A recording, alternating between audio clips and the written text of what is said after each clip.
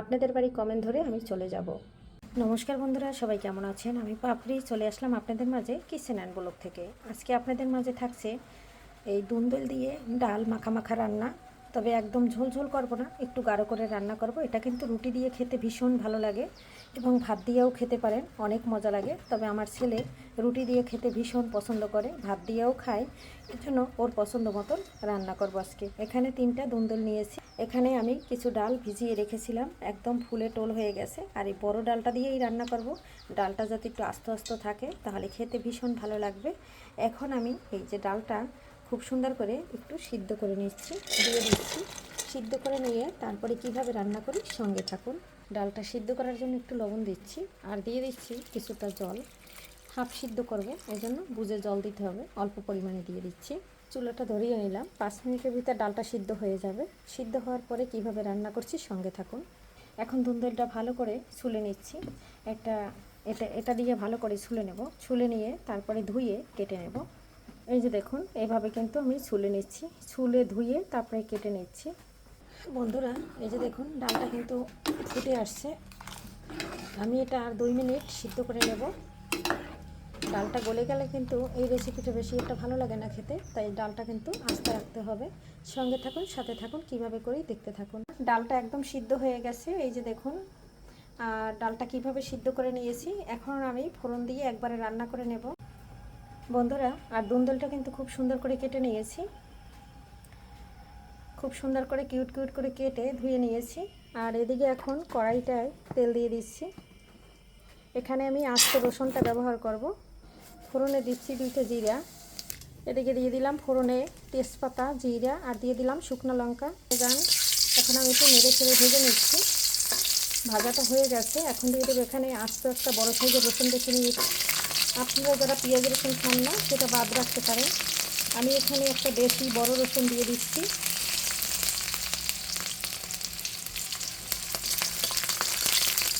এটা একটু ভালো করে ফ্রাই করে নিচ্ছি।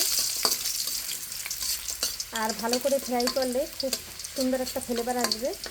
আর ডালটা খেতে কিন্তু দুর্দান্ত লাগবে। যেহেতু আমি মুসুরির ডাল দিয়েছি, যদি আপনারা মুগ ডাল দিয়ে করেন তাহলে রসুনটা অপশনালি বাদ রাখতে পারেন, না দিলেও কোনো সমস্যা নাই। আমি মরিচটা তুলে নিচ্ছি। রসুনটা ভালো করে ভাজা হয়ে গেছে। এখন এখানে একটা পেঁয়াজ কুচি আর দিয়ে দিচ্ছি কাঁচামরিচ কুচি। কাঁচামরিচ আর পেঁয়াজটা একটু ভেজে নিচ্ছি। আর আমি ডালটা কিন্তু যে হাফ সিদ্ধ করে নিয়েছি, সেটা কিন্তু পরে দেব। রসুনটার কালারটা দেখুন বন্ধুরা, কত সুন্দর আসছে। এখন এই যে দেখুন, ভাজা ভাজা হয়ে গেছে। এই পর্যায়ে দিয়ে দিচ্ছি কেটে রাখা দুন্দুল। দুন্দুলটা দিয়ে এখানে লবণ দিয়ে দিচ্ছি হলুদ। আপনারা হলুদের পরিমাণটা পরিমাণ বুঝে দেবেন। আমি একটু হলুদের পরিমাণটা সবসময় সব কিছুতে বেশি দিই, এর জন্য। এখন এটা একটু ভেজে নিচ্ছি, হালকা একটু ভেজে নিচ্ছি। একটু হলুদ আর একটু লবণ দিয়ে জালটা কিন্তু এ পর্যায়ে আমার হাই হিটে আছে। এখানে দিয়ে দিচ্ছি একটু ধনে ও জিরার গুঁড়ো। এখন এটা দিয়েও একটু ভেজে নিচ্ছি। তবে দুন্দুল রান্না করার সময়, মানে ভাজার সময় একটু হাই হিটে ভাজবেন, তাহলে এটা থেকে যে জলটা বের হয় সেটা কিন্তু বের হবে না। আমার হলুদ, লবণ আর একটু জিরা ধনিয়ার গুঁড়া দেয়া কিন্তু ফাইনালি হয়ে গেছে। বন্ধুরা, এইবার একবার হইলেও এভাবে মুসুরির ডাল দিয়ে দুন্দুল রান্না করে খাবেন। এটা কিন্তু রুটির সাথে একদম জমে যায়, আর ভাতের সাথেও ভীষণ ভালো লাগে। অনেকে পোলাওর সাথে ডাল খেতে পছন্দ করে, তারাও খেতে পারেন। এটা কিন্তু দেখতে যেরকম হয় লোভনীয়, খেতে কিন্তু অপূর্ব লাগে। তবে রুটি পরোটার সাথে ভীষণ ভীষণ ভালো লাগে, লুচির সাথে অনেক ভালো লাগে।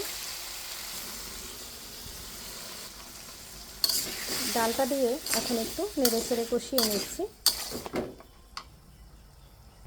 ডালটা দিয়ে খুব সুন্দর করে নেড়ে চেড়ে মিশিয়ে দিচ্ছি।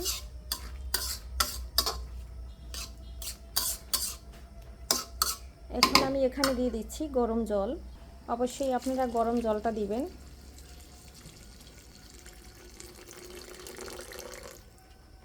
আমি এর থেকে বেশি আর জল দিচ্ছি না। এখন আমি একটা ঢাকনা দিয়ে ঢেকে দেব। ঢেকে দিয়ে 2 মিনিট রান্না করব। ঢাকনা দিয়ে ঢেকে দিয়েছি।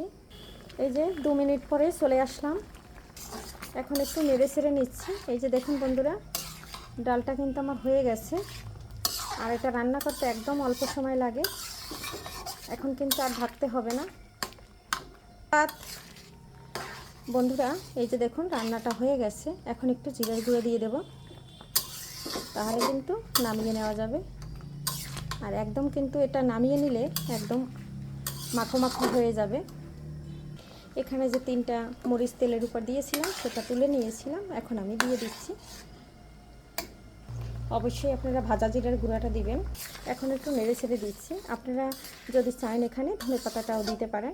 আমাদের কাছে আজকে ধনেপাতাটা নাই, এই জন্য দিচ্ছি না। আর বাগানের ধনেপাতাটাও শেষ হয়ে গেছে, সকালে মাছের ঝোলে দিয়ে দিয়েছি, এর জন্য এখন দিতে পারছি না। দিলে পরে ভীষণ মজা লাগে। এটা আমি রান্না করলাম, আমার ছেলে পরোটা দিয়ে খাবে। এই যে রান্নাটা কিন্তু ফাইনালি হয়ে গেছে। বন্ধুরা আজকের মতো বিদায় নিচ্ছি। সবাই ভালো থাকুন, সুস্থ থাকুন। আবারও দেখা হবে নতুন কোনো রেসিপিতে। সবাইকে আগামী ভিডিও দেখার আমন্ত্রণ জানিয়ে বন্ধুরা এই যে ডালটা কিন্তু নামিয়ে নিয়েছি। আর এটা কিন্তু একদম মাখো মাখো হয়ে যাবে একটু ঠান্ডা হলে পরে। তবে সবাই ভালো থাকুন, বাই।